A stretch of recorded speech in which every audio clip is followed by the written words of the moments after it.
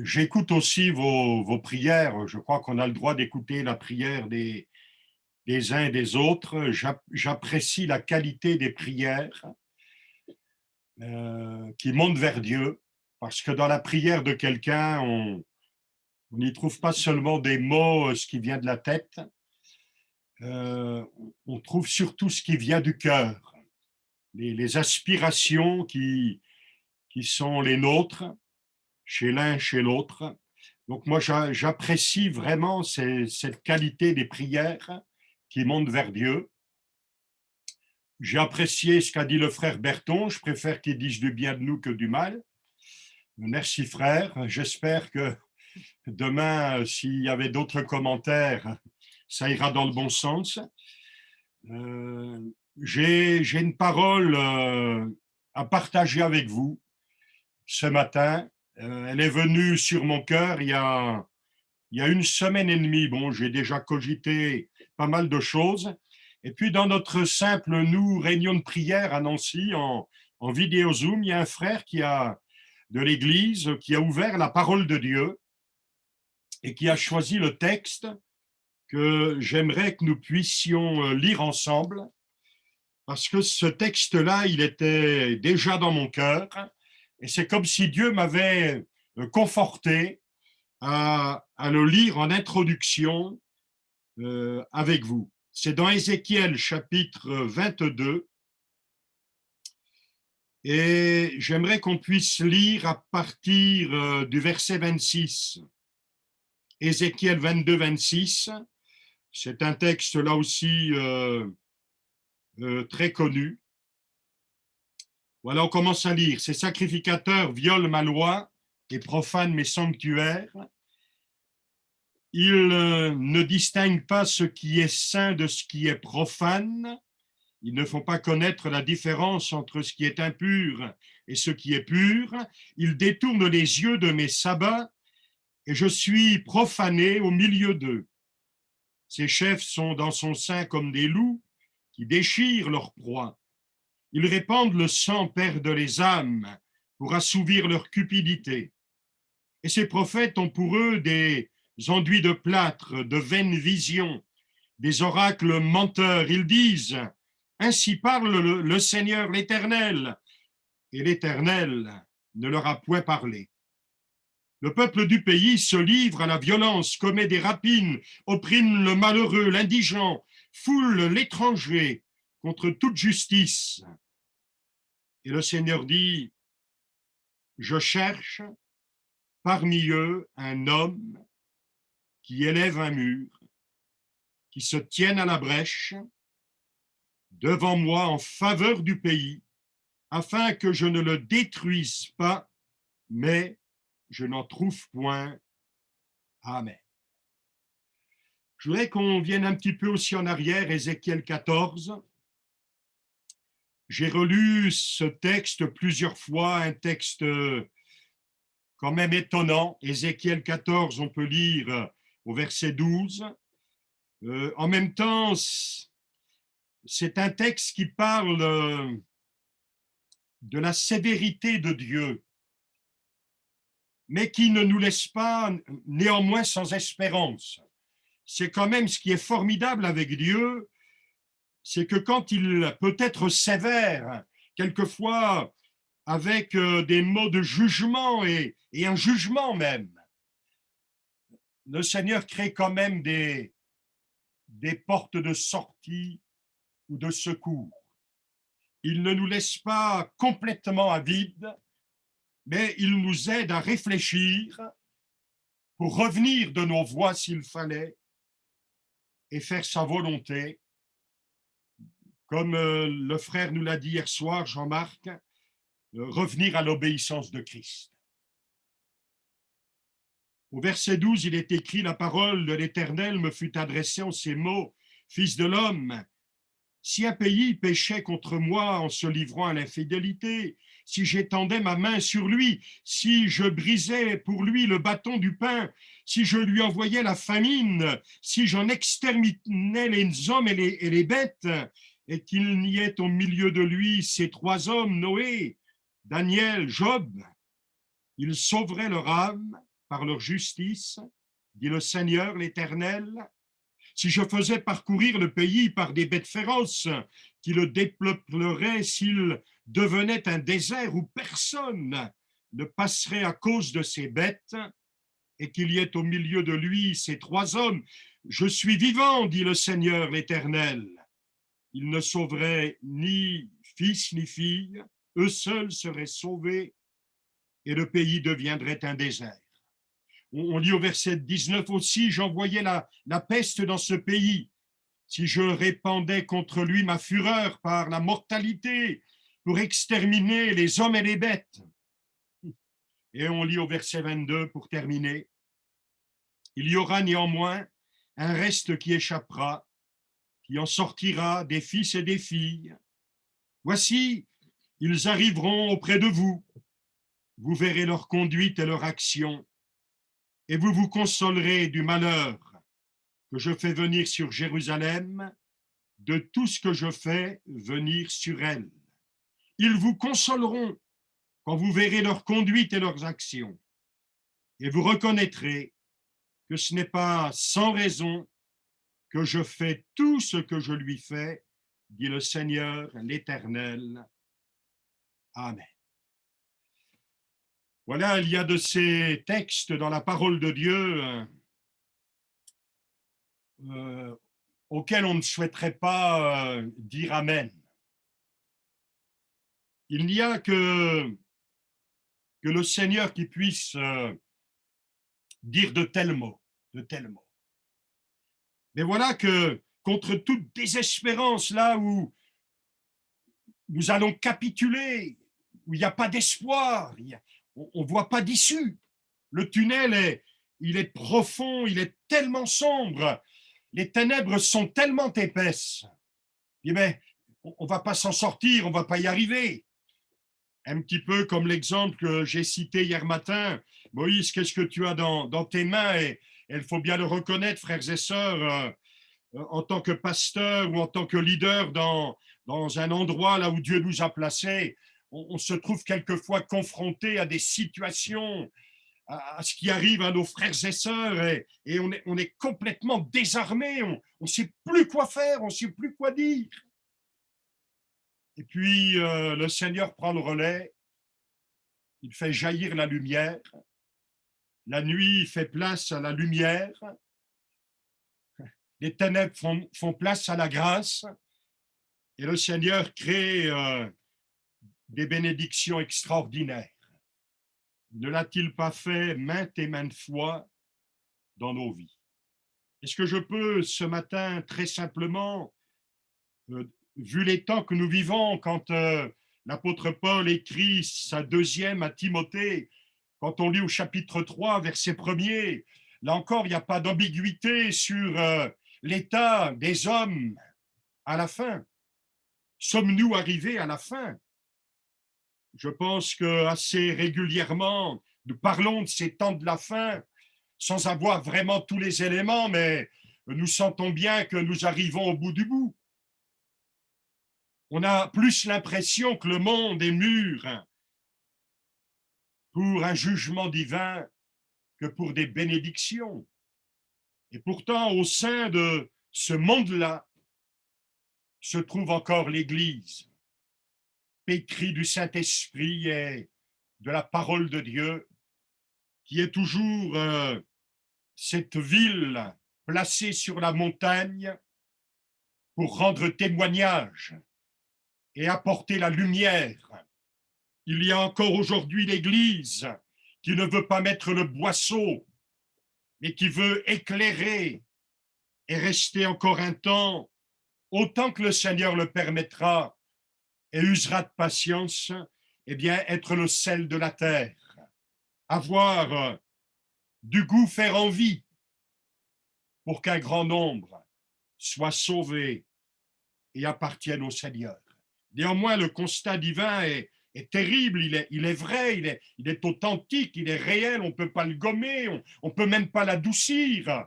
Dans ces derniers temps difficiles, furieux, dit la Bible, où la foi est malmenée et des gens sont jetés par-dessus bord. Là, on a vu avec cette pandémie que de nos églises, des gens ont été comme littéralement jetés par-dessus bord.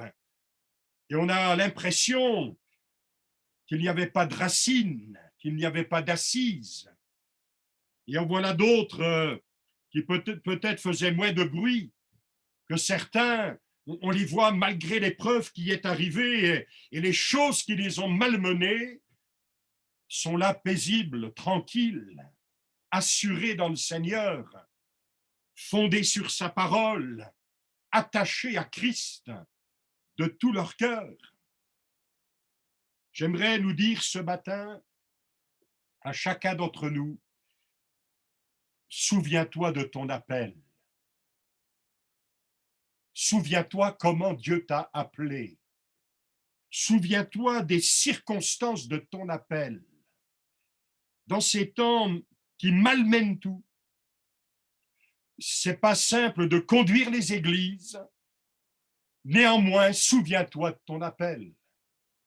D'où l'importance qu'a relevé hier Jean-Marc de savoir quel appel Dieu nous a adressé, quelle parole il nous a fait entendre pour être cet homme qu'il cherche afin de combler les brèches.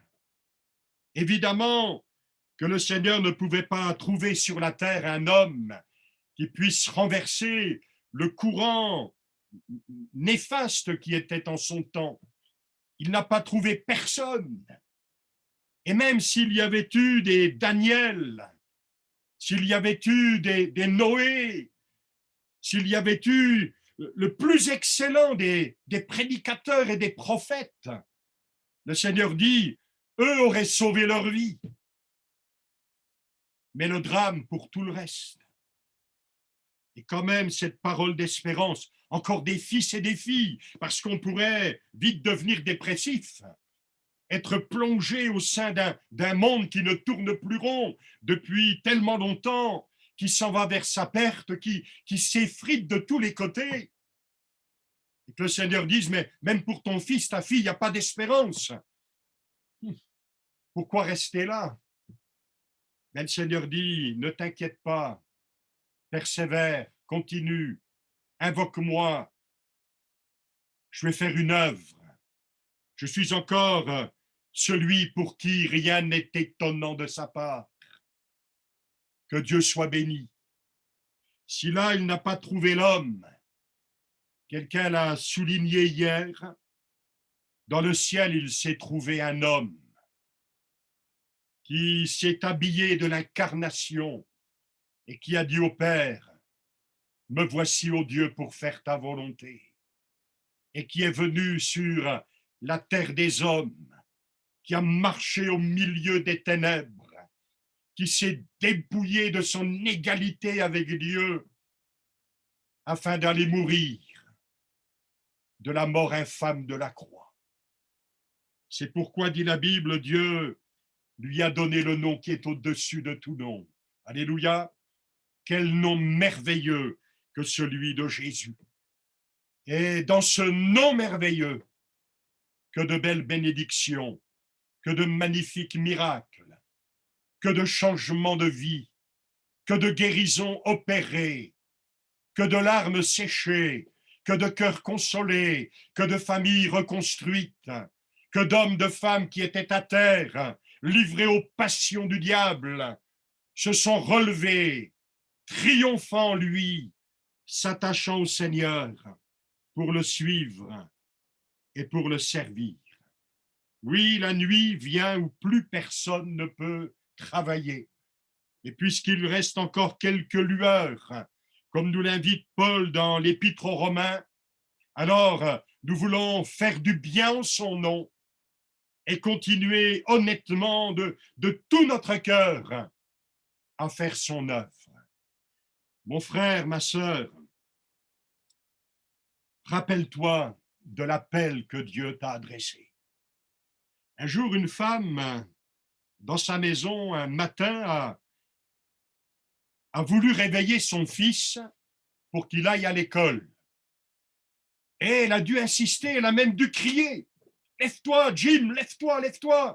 C'est l'heure d'aller à l'école. » Mais lui, quand il a entendu sa mère le réveiller un peu brutalement, il s'est caché encore davantage sous ses draps et sa couverture. Mais la voix est forte. Et au bout d'un moment, il s'agace. « Mais qu'est-ce que tu veux? À l'école, personne ne m'aime. Il y a 1500 élèves à l'école, aucun d'eux ne m'aime. » Et puis il dit à sa mère, mais même les instituteurs, aucun d'eux ne m'aime. Je ne veux plus aller à l'école.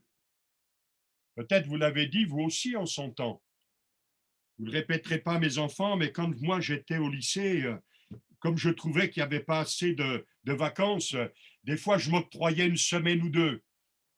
Mais bon, ça finissait toujours avec une lettre dans le courrier qui arrivait dans la boîte et mon père m'attendait à la maison avec le ceinturon et là, il m'enseignait qu'on ne peut pas quitter l'école comme ça.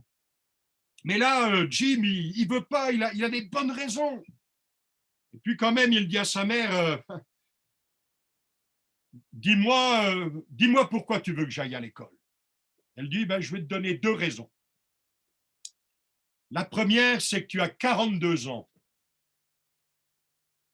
Et la deuxième, c'est que c'est toi le directeur de l'école. Alors, je ne sais pas si vous souriez, vous riez ou pas. Je m'entends que moi, et ma femme, elle rit un peu à côté. Qu'est-ce qui se passait dans le cœur de ce gars? Ça devait quand même être difficile.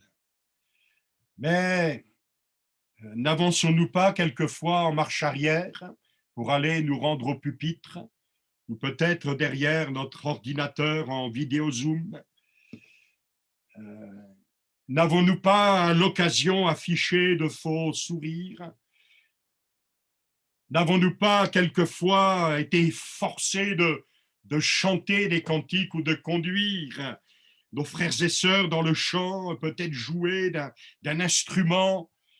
Là aussi, peut-être le téléphone qui a sonné et au bout du fil, c'est encore la même dame ou le même messieurs et puis avec le même laïus et on est là et on aimerait ne jamais avoir décroché ce téléphone.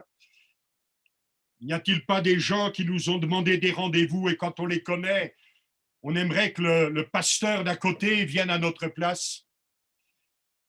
Nous avons quelquefois nos propres soucis, nos propres problèmes que les gens ignorent complètement parce qu'ils pensent que chez nous, les pasteurs, ça descend toujours dans un plat bien préchauffé dans nos assiettes. C'est pas toujours simple. Les temps sont durs, les questions qu'on nous pose ne trouvent pas toujours dans notre cœur des réponses. Souviens-toi de ton appel. Souviens-toi que le Seigneur t'a établi.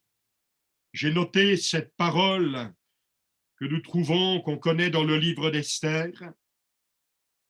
Élevé à ce rang pour le salut de son peuple, et son parent qui lui dit, et qui sait si ce n'est pas un temps comme celui-ci, pour un temps comme celui-ci, que tu es parvenu à la royauté. Vous avez remarqué qu'on ne peut pas vivre à une autre époque. On peut toujours rêver d'être ailleurs, mais on est quand même là. On est là aujourd'hui parce que c'est la volonté de Dieu. Si tu es là à ton poste dans ta ville, quel que soit ton âge et quels que soient tes événements, tes circonstances, peut-être tes débats, peut-être ton marasme, tout ce que tu ne peux pas changer humainement parlant, Dieu t'a appelé. Et celui qui t'a appelé est aussi celui qui te dit « Je suis avec toi ». Jérémie a entendu cette parole précise du Seigneur, alors qu'il pensait qu'il n'était qu'un enfant face au défi à relever de parler à toute une nation, même là aussi sévèrement, avant que je t'ai formé dans le ventre de ta mère, je te connaissais. Et avant que tu sois sorti de son sein, je t'avais consacré, je t'avais établi prophète des nations. Quelle parole! Et puis le Seigneur va lui dire, tu n'as pas à craindre. Je vais même endurcir ton front. Je serai avec ta bouche. Et d'ailleurs, il va poursuivre, il va continuer de fortifier Jérémie en lui disant, si tu te mets à les craindre, tu deviendras faible. Ne nous affaiblissons pas nous-mêmes. J'ai entendu hier des nouvelles de Sardaigne, d'Aurillac, quand souvent on a entendu parler d'Aurillac, ville fermée, ville dure, il y a toujours des soucis, toujours des problèmes, et en plus l'hiver, c'est l'endroit où probablement il fait toujours le plus froid. Et quand j'ai entendu le frère, moi je le connais bien ce frère, il a été colon dans nos colonies à Urbache, tout près de Nancy. Merci Seigneur. Quelquefois, il sort quelque chose de bon de nos colonies. Mais quand je l'ai entendu hier, là, avec force, avec joie, et même s'il n'a pas pris de vacances, il est là, il n'est pas en train de pleurnicher, et il ne demande pas une prime tous les 5 minutes, il sert de tout son cœur, et quelle belle salle pour accueillir de nouvelles âmes et l'Église. Ben, je me dis, merci Seigneur, merci Seigneur. Parce que peut-être qu'il s'est senti comme un enfant, mais le Seigneur a été avec lui. Que Dieu soit béni. J'aime bien cette parole qu'on trouve dans le livre des Actes, chapitre 10, quand Pierre arrive dans la maison de Corneille. Vous connaissez là, toutes les péripéties de cette rencontre formidable. Ça n'avait jamais eu lieu avant. Ce Pierre qui prie là sur sa terrasse, le Seigneur lui montre des choses qu'il a du mal de comprendre. Peu de temps avant, ce Corneille qui entend un ange lui parler de la part de l'Éternel, va chercher un homme. C'est formidable parce que Dieu se sert d'un ange pour dire à un homme, c'est toi qui vas servir. On aimerait bien que ce soit toujours les anges qui fassent à notre place. Mais Dieu, le comprendrons-nous sur terre? Je ne sais pas. C'est tellement mystérieux, c'est tellement grand, c'était tellement improbable que Dieu le fasse aussi avec nous. Mais Dieu se sert d'hommes qu'il a appelés. Quand je dis homme, je parle de couple, je parle d'épouse, je parle de sœurs. On est ensemble dans le ministère, et c'est tellement bon quand un homme et une femme sont ensemble dans le ministère. Là aussi, c'est un acquis tellement précieux, mais ce n'est pas toujours simple. Les aléas de la vie ne sont pas simples pour personne. Mais quand Pierre arrive dans cette maison, il va dire cette parole. Je suis celui que vous cherchez. C'est moi, j'arrive, non pas comme Zorro.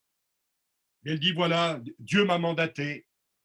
C'était pas ce que j'avais prévu. C'était pas mon idée, entrer dans la maison d'un païen. Mais je suis celui que vous cherchez. Et Dieu m'a mandaté jusqu'à vous. Et vous connaissez le résultat d'une telle réunion de maison. Hein, les hommes lui disent, mais dis-nous tout ce que tu as dans le cœur. Et puis Pierre va prêcher la croix. Quel texte formidable. Il va prêcher Christ mort et ressuscité. Les cœurs sont remués, une œuvre du Saint-Esprit s'opère. Et l'Écriture nous montre à un moment donné le Saint-Esprit qui s'empare de tous ceux qui sont là, remplis du Saint-Esprit. Ils parlent de nouvelles langues. Ils sont baptisés dans l'eau dans la suite. C'est glorieux l'œuvre de Dieu. Qui ne rêve pas d'avoir de telles réunions de maison là où il vit? Que Dieu soit béni. Je suis celui que vous cherchez. Cette parole qu'on trouve dans le livre des rois, quand Élisée, frappe à cette porte, il entre chez la Sunamite, elle est là avec son mari, et régulièrement, la Bible dit qu'il passe par là et puis il s'en va. Et à un moment donné, la femme dit à son mari, je sais que cet homme qui passe régulièrement chez nous, c'est un saint homme de Dieu. Voilà les hommes et les femmes que Dieu cherche. Dans un monde qui va complètement de travers. Des hommes et des femmes qui sont mandatés par Dieu, qui entrent dans des maisons, qui rencontrent des gens ici ou là, qui parlent avec eux, qui rendent témoignage de l'Évangile, qui partagent le beau message salvateur. Des hommes et des femmes qui partagent le royaume de Dieu avec d'autres. Et puis ceux que nous laissons pour un temps sont remués dans leur cœur et témoignent. Ces gens-là, ils ont quelque chose de plus. Ce pasteur, c'est pas que des mots, c'est pas qu'un col blanc autour du cou, c'est pas un costume, une cravate, c'est pas seulement des attitudes pastorales, c'est pas quelqu'un qui nous prend de haut, qui est rempli de connaissances et autres, et puis ça nous passe au-dessus de la tête. Non, c'est quelqu'un qui nous atteint au plus profond du cœur. Il vient là au cœur de nos problèmes. Et avec une parole du Seigneur, une parole prophétique, il nous annonce des choses qui vont nous bénir. Il y a en l'occurrence dans cette maison un fils qu'il souhaitait depuis toujours. Et vous connaissez toutes les péripéties qui ont touché cette maison. Mais ce que je souligne, c'est qu'ils disent, chez eux, il y a un appel divin. Mon frère, Dieu t'a appelé. C'est vrai que l'appel peut être différent de l'un à l'autre. Quand on lit certains appels dans l'Écriture, hier on parlait de Moïse, là je veux dire un appel comme ça, c'est fracassant, c'est fulgurant. Et il y en a d'autres. Jean-Marc a évoqué Saul de Tarse, mais un appel comme celui-là, Dieu qui arrête un homme qui devient aveugle, qui entend des choses que les autres n'entendent pas, c'est formidable, qui se convertit en quelques secondes. Quand il apprend qui est Jésus, il n'a plus qu'une seule réponse, Seigneur, qu'est-ce que tu veux que je fasse? Et le Seigneur lui dit, mais voilà ce que tu vas faire, tu vas entrer dans un service. Et ça va pas être l'autoroute, ça va pas être la villa au bord de l'océan, ça va pas être un super salaire à la fin du mois, ça va pas être des louanges et des roses sans épines, ça va être beaucoup de souffrance. C'est vrai que tu parleras à des rois, à des autorités, c'est vrai que ton ministère aura une certaine renommée, mais quand on pense à tout ce qui a accompagné en termes de souffrance, de douleur, de peut-être de choses qui l'ont blessé profondément, et puis quand on pense à la prison, plusieurs fois laissé pour mort, les disciples sont obligés de l'entourer pour prier qu'il reprenne vie. À certains moments, il dira abandonné de tous. Heureusement qu'il y avait un Onésiphore qui est venu me secourir. Des appels fracassants. Et puis, il y en a d'autres qui sont beaucoup plus modestes. Mais Dieu nous a appelés. Dieu nous a appelés. Moi, je sais comment Dieu m'a appelé. J'aurais jamais pensé à cela. Moi, je vivais ma vie dans la rue, sans famille. J'avais une haine profonde pour mon père. Ma mère me cherchait dans les rues de la ville pour m'acheter quelque chose à manger. Elle a pleuré toutes les larmes de son corps si souvent. Puis un jour, Dieu lui a parlé et Dieu lui a dit très simplement, alors qu'elle pleurait, qu'elle priait dans sa chambre, eh bien un jour ton fils deviendra quelqu'un d'autre. Lui qui est habillé comme un vagabond mettra costume et cravate. Et Dieu a fait ça dans ma vie. Dieu a mandaté une femme qui, dans un moment de sieste, directrice d'école, dans un moment de sieste, a eu une parole de Dieu pour moi. Dieu lui a dit, lève-toi, va à tel endroit de la ville et tu rencontreras un jeune homme prénommé Claude. Dis-lui que je l'aime et dis-lui que j'ai un plan pour sa vie. Vous savez, ça c'est percutant. Comment on peut résister à ça? Moi, des visions, j'en avais souvent parce que je prenais des pilules, des produits. Mais quand vous avez affaire à la vision que Dieu donne, quand vous avez affaire au plan que Dieu vous fixe, ben c'est une autre dimension. Je bénis Dieu pour cette femme qui m'a parlé et tous ces jeunes, Guy Bergamini et d'autres, et par dizaines, qui sont allés écouter l'évangile dans cette maison et à l'église. Et puis cette église qui nous a accueillis, tous ces jeunes, ces vagabonds. Vous savez, au début, quand on entrait dans les réunions, c'est vrai, maintenant vous commencez à me croire, mais j'ai eu un jour les cheveux longs. Vous avez remarqué que j'ai eu des problèmes depuis, mais quand tous ces jeunes arrivaient avec les cheveux longs, dans certaines réunions, la mairie nous prêtait un local, on arrivait même avec les chiens, et on se mettait dans les premiers rangs. Oh, les gens derrière, ben, on a eu une église formidable. On a été accueillis, on a été bénis. Oh, il y en a eu quelques-uns qui étaient collaborateurs du pasteur Gitnard, un homme vraiment dans la main du Seigneur pour nous, qu'on a obligé de créer d'autres réunions parce qu'on voulait apprendre la parole de Dieu. Et voilà que le jeudi soir, le moment où il pouvait être tranquille, on se retrouvait à l'église, on enlevait toutes les chaises, on mettait les tables, et puis on sortait nos cahiers, nos stylos. Jean-Luc Monin, je crois que je l'ai aperçu, je ne sais pas s'il se rappelle de ce temps-là, et là on écrivait la parole de Dieu, il nous enseignait la doctrine. On a grandi comme ça, dans la parole et dans la foi dans la parole. Et c'est vrai que quelques-uns de ses collaborateurs nous ont regardés de travers et disaient, mais ceux qui viennent d'entrer dans l'église, on dirait que c'est le diable qui rentre dans l'église. Ils n'avaient pas discerné ce que Dieu avait commencé dans notre vie.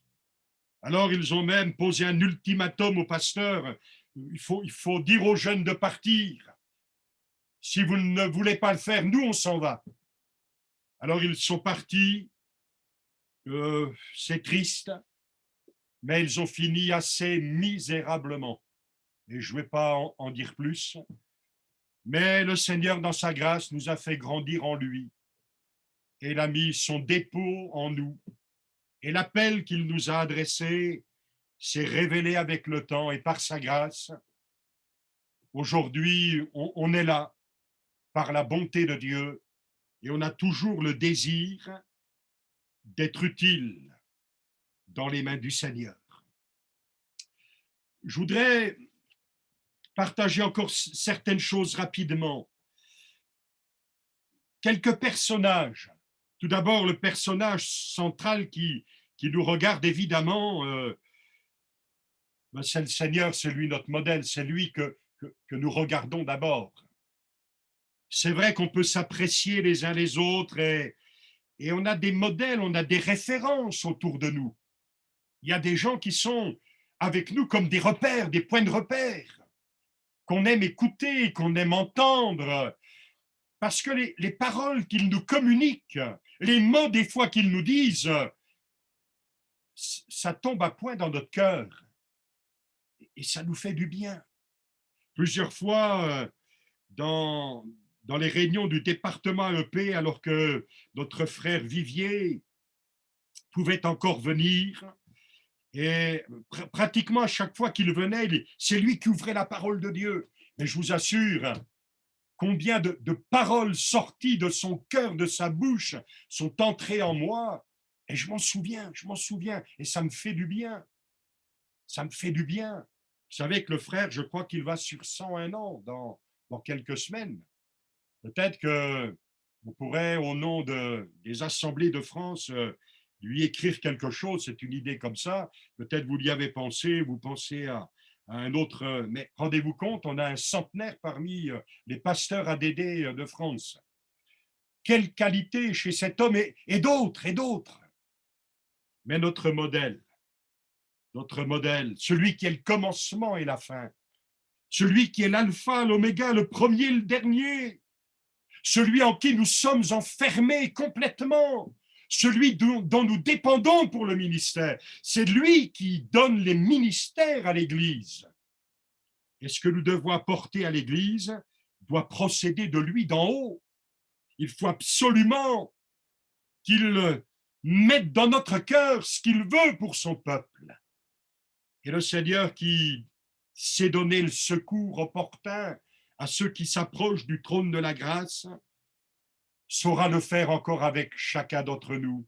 Mon frère, ma sœur, souviens-toi de ton appel pour faire du bien au peuple de Dieu. J'ai pensé à David.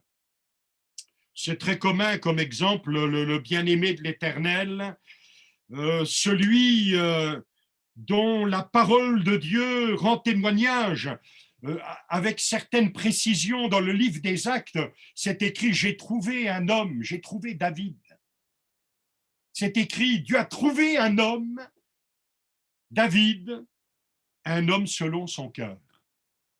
Et je voudrais qu'on lise dans 2 Samuel au chapitre 23, s'il vous plaît. 2 Samuel 23. Quand vous penserez que c'est trop long, vous coupez le micro, je vais comprendre. 2 Samuel, chapitre 23. Au chapitre 7, il est question là de son appel, il est question de tout ce que Dieu va placer dans son cœur. Et puis on arrive au chapitre 23. Moi, je relis assez régulièrement parce que le chapitre 23, c'est surtout la fin du chapitre pour lui. Quelqu'un va prendre le relais.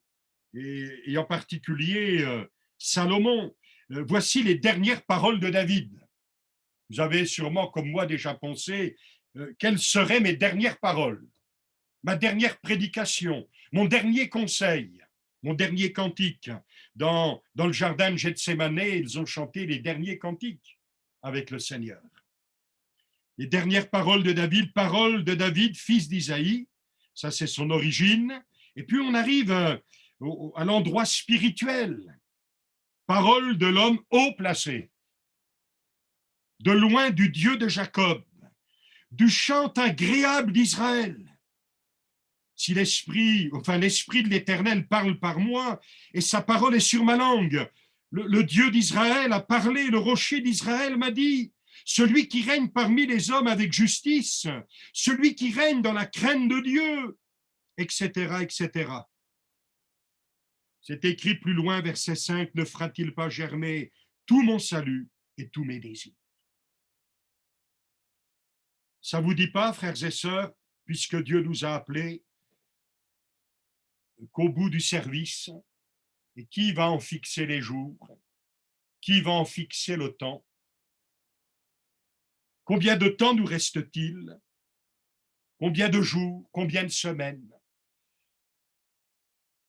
Mais si ce qui était dans le cœur de David se trouve dans notre cœur, c'est tout à la gloire du Seigneur. Et ça fait partie de l'appel que Dieu t'a adressé, mon frère, ma sœur. À Josué, plusieurs reprises, d'une façon ou d'une autre, je serai avec toi. Pour d'autres, je serai avec toi. Et le Seigneur nous dit, pour l'Église et pour nous, je suis avec vous, je suis avec toi, tous les jours, jusqu'à la fin. Voilà, dans la vie de David, la grâce de Dieu, nous voyons la conduite du Seigneur, on voit aussi sa patience, voir la sévérité de Dieu, la protection du Seigneur, la puissance de l'Éternel, mais aussi sa douceur. Chez David, cet homme qui a servi à la gloire de Dieu, on voit chez lui un cœur pour édifier, pour consoler, rendre la justice, chanter, jouer, composer, prophétiser, dirigé et tant d'autres choses, et cela jusqu'à la fin de sa vie. Son témoignage aujourd'hui nous parle encore. Et ce qui est remarquable, c'est qu'à la fin, le Seigneur lui dit, ça, ce que tu voudrais faire, ce que tu aimerais faire, construire une maison pour Dieu, pour ton Dieu, construire le temple, eh bien, ce n'est pas toi qui vas le faire. Wow.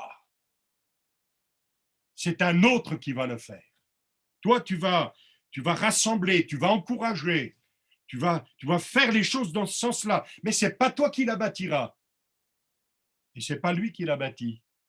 Et David ne s'est pas offusqué de ces choses. Il privilégiait la gloire de Dieu. Il avait compris qu'il ne pouvait pas faire les choses tout seul. Il avait compris que obéir, de cette obéissance à Christ, prévalait sur tout désir personnel. Et voilà qu'il peut témoigner que Dieu fait germer son salut, ses désirs, parce qu'il y a des choses que Dieu plante dans notre cœur. Et il y a des choses dans lesquelles Dieu nous fait réussir. Et puis il y a d'autres choses où le Seigneur nous dit, c'est pas ton affaire, laisse-la ces choses. J'aurais voulu vous parler de gens, d'hommes dont Dieu a rendu témoignage. Quand il est question, par exemple, de Noé, de Job, quand il est question d'autres personnes, d'autres personnages bibliques, la Bible dit hommes justes et intègres, des hommes justes et intègres. Voilà ce qui touche aussi à notre appel, l'intégrité, la justice. Je me souviens d'un frère qui un jour m'a dit que Dieu l'avait mandaté pour faire des missions à l'international et autres. Et souvent, dans ces missions, il aimait réunir les pasteurs et pour les enseigner, bien sûr, les motiver à l'évangélisation, mais aussi les enseigner concernant la foi, la piété, la façon d'être, la façon de vivre, puisque nous devons être les modèles du troupeau. Et il m'a dit un jour, dans une certaine région de l'Afrique, j'ai voulu poser les jalons avec ceux qui préparaient l'organisation. Et j'ai dit à ses frères, voilà, je viens, ok, mais je vais vous parler sur l'intégrité. Savez-vous quelle a été la réponse des frères? On ne veut pas que tu viennes. On ne veut pas que tu viennes. Probablement que le Seigneur avait mis là le doigt sur quelque chose que ces gens vivaient et auquel il ne fallait pas toucher. Frères et sœurs, que le Seigneur nous aide à rester des gens justes, intègres, droits, qui restent dans leurs limites. Et si des fois, par circonstance, on était amené, on avait la tendance, on cédait à la tentation de sortir de la limite, ben que Dieu nous parle, que Dieu nous ramène. Quand j'étais pasteur à Saint-Dié, un des locaux où se réunissait l'église, où nous vivions là-bas en famille, était tout près des forêts, des bois. Et moi, j'aimais monter là, un petit peu sur les collines, ça dominait la ville. Je voyais la ville de Saint-Dié, j'aimais aller là j'allais avec mon chien, comme ça, j'avais quelqu'un qui me défendait. Mais j'aimais aller là et prier pour la ville, etc. Et puis, bon, ça monte, hein, c'était pas facile. Et, bon, j'essayais de faire quand même un peu de footing. Sûrement que certains, vous êtes déjà en train de penser, frère, il faudrait vous y remettre. Ben, j'essaie de m'y remettre, mais je ne peux plus courir. Mes genoux sont un peu faibles. Mais j'essaye de marcher tous les jours. Et là, eh bien, j'essayais de faire du footing, surtout quand ça redescendait. Je trouvais ça mieux. Et puis voilà, qu'en automne, un matin ou un après-midi, qu'importe, après être monté là-haut, ben, je redescends et je cours et j'ai commencé à m'admirer. Comme tu cours bien, oh, comme tu avances. Je suis sûr que si on me repérait maintenant, on m'inscrirait pour les Jeux Olympiques. Je courais, voilà là. Et tout d'un coup, je me suis retrouvé étalé de tout mon long. Vous avez remarqué, je suis assez long quand même. De tout mon long par terre. Et puis le Seigneur m'a envoyé un verset biblique dans la tête. Il n'est pas obligé de parler aussi long que moi. Que celui qui est debout prenne garde de tomber. Vous avez déjà lu ça dans la Bible. Hein, littéralement, que celui qui se flatte d'être debout, celui qui estime.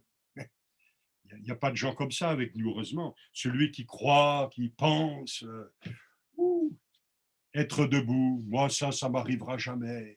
Moi, je sais me tenir. J'ai jamais de mauvaises pensées. Nanana, nanana. Ben moi, j'ai compris, vous savez. Et puis, ce qui m'a fait tomber, j'ai compris aussi, c'était les feuilles mortes. Parce que les feuilles mortes, si vous ne faites pas attention, eh bien, ça peut vite devenir glissant. Et s'il plaît à Dieu de ressusciter un paquet de feuilles mortes, moi, je défie tout le monde de rester debout. J'étais par terre. Je me suis relevé, j'avais rien de spécial, et puis ça m'a fait réfléchir tranquillement. Je suis redescendu à la maison. Mais ça je l'ai gardé, vous savez, ça. Un jour, une sœur m'a dit, au Canada, elle m'a dit, frère, j'étais jeune converti et je marchais le long de la plage avec mon mari et tout en marchant, elle dit que je me suis gonflé toute seule.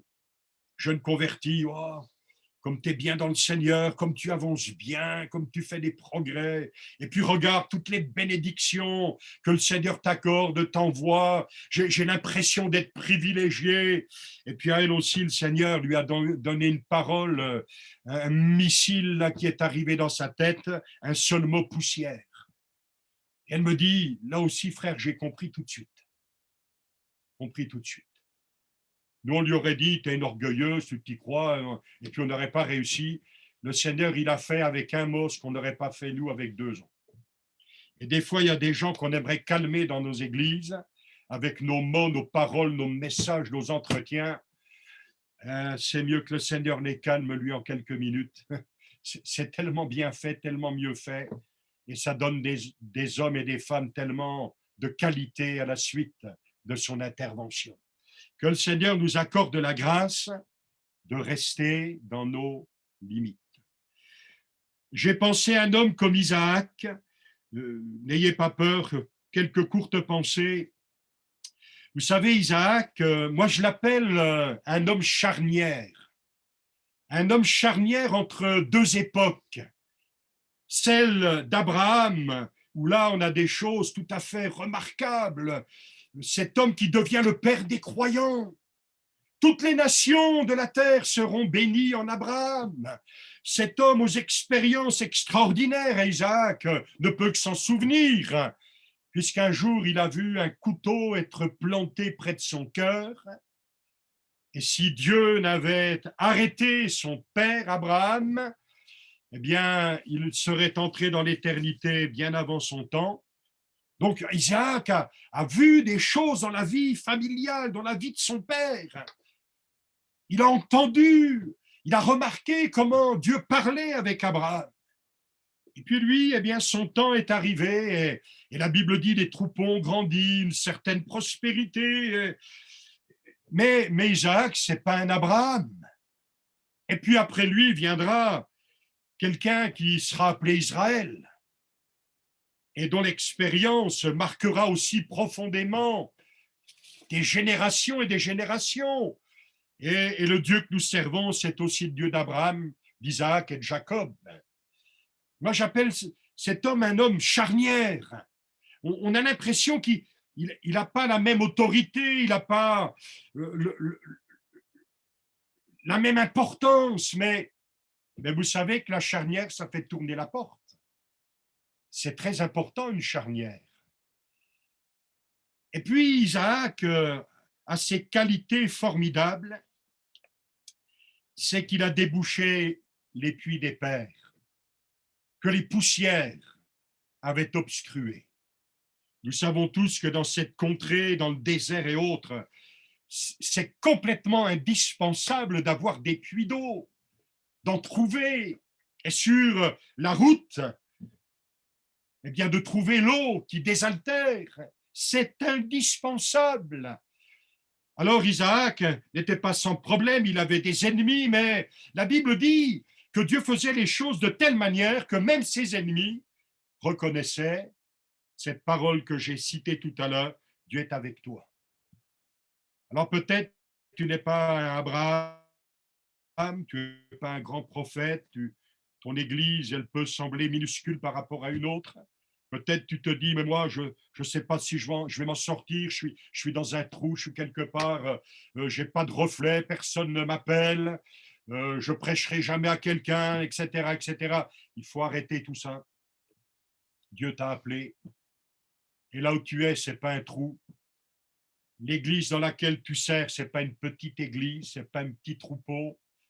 L'endroit où tu te trouves, ce n'est pas un affreux grand désert. C'est l'endroit où Dieu t'a appelé. C'est l'endroit où Dieu t'a poussé.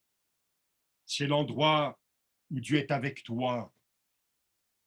Et c'est l'endroit où le Seigneur a des puits d'eau vive pour toi et pour ceux que tu sers. Et moi, j'aime bien déboucher les puits des pères.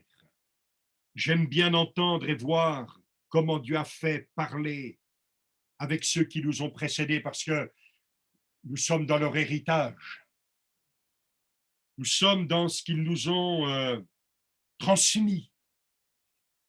Et moi, j'aime bien considérer comment Dieu a fait les choses avec eux. Vous savez, à Nancy, au temps du premier frère qui avait été mandaté par Dieu, il est venu de l'Ouest, il est arrivé à Nancy, il a fait ses premières réunions dans un petit local de rien du tout.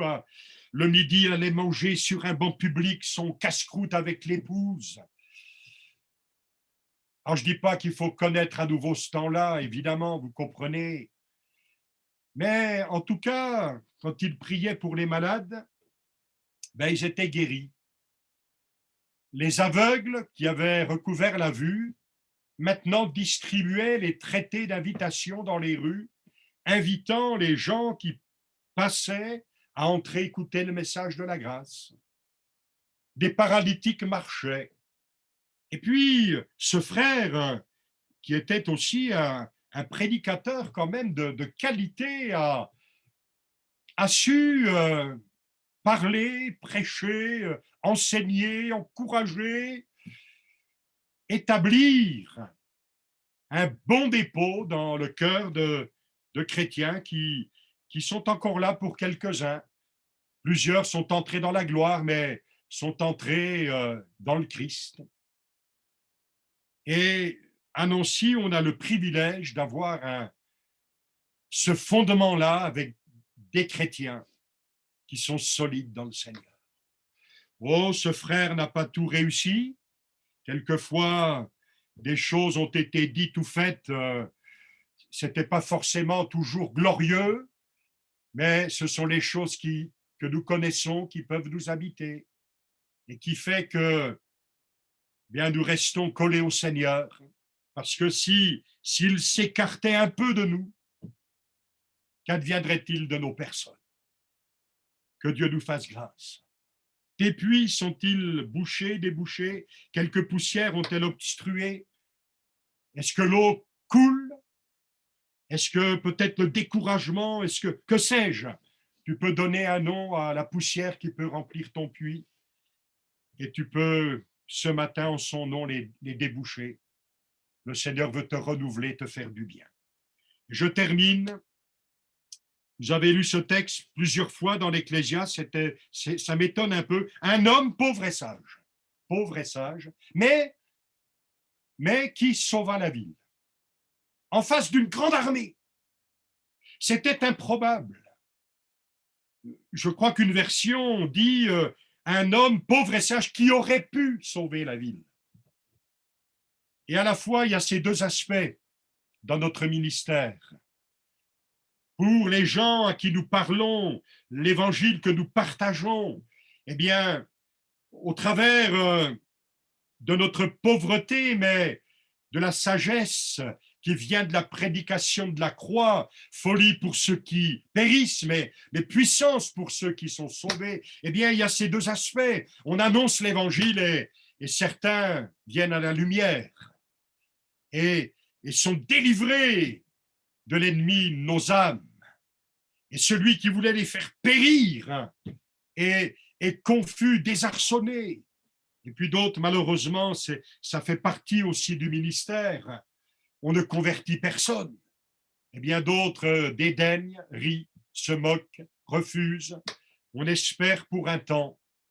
Mais nous sommes là où Dieu nous a placés, avec le ministère qu'il nous a confié, l'appel qu'il nous a adressé. Pardonnez-moi d'insister. Eh bien, nous sommes là comme l'homme pauvre et sage. Mais dans notre pauvreté, il y a tout ce que Dieu peut faire pour se glorifier, afin que les âmes que le Seigneur accorde à l'Église, qu'il ajoute à l'Église, ne soient pas des gens qui nous appartiennent, même si nous devons les paître comme d'excellents bergers. Nous sommes bergers pour les âmes. On doit s'occuper des âmes. Mais sois attaché à Christ. Parce que vous et moi, on passera. D'autres passeront si le Seigneur tarde. Mais ce qui compte, eh bien, c'est que ceux-là restent attachés au Seigneur. Voilà, Jean-Marc a cité des paroles, je le rejoins ce matin. Nous sommes dans le Christ un homme nouveau, femme nouvelle, homme nouveau. C'est le miracle de Dieu. Et puis l'apôtre Paul a employé une expression qui touche toujours à cette relation de l'homme que Dieu cherche. Nous sommes un homme en Christ. Oui, nous sommes enfermés en lui. Oui, nous vivons dans son obéissance et nous voulons y rester. Et s'il plaît à Dieu demain de nous bousculer, d'ouvrir un autre champ, de nous dire « je veux que tu ailles là, je veux que tu ailles là-bas, je veux que tu quittes ici, je veux que tu fasses ça », que le Seigneur nous trouve à la brèche, que Dieu qui nous cherche nous trouve, parce qu'il est en train de bâtir son royaume, de bâtir l'Église, et il vient bientôt. Que Dieu vous bénisse, les frères. Merci de votre patience et merci de votre attention. Je vous propose que l'on prie. Seigneur, merci pour ce temps ensemble, là encore, devant ta parole. Seigneur, au-delà de mes imperfections, je crois que tu donnes une parole ici ou là qui tombe dans une bonne terre et qui permet qu'elle germe pour que du fruit, Seigneur, y soit porté. Merci de nous bénir ensemble, Seigneur. Nous sommes dans la même barque et nous voulons un jour atteindre l'autre bord, non pas désarçonnés, non pas comme des gens noyés, mais comme des gens à qui, oui, le Seigneur pourra dire « Allez, entre dans la joie de ton maître. Tu es un bon et fidèle serviteur. » Bénis mes frères et sœurs, tu sais ce que chacun vit, peut-être certains même un drame ou des tentations fortes ou des découragements profonds. Mais je crois que dans ta main, Seigneur, il y a quelque chose pour eux. Fais-leur du bien au nom de Jésus. Amen. Amen.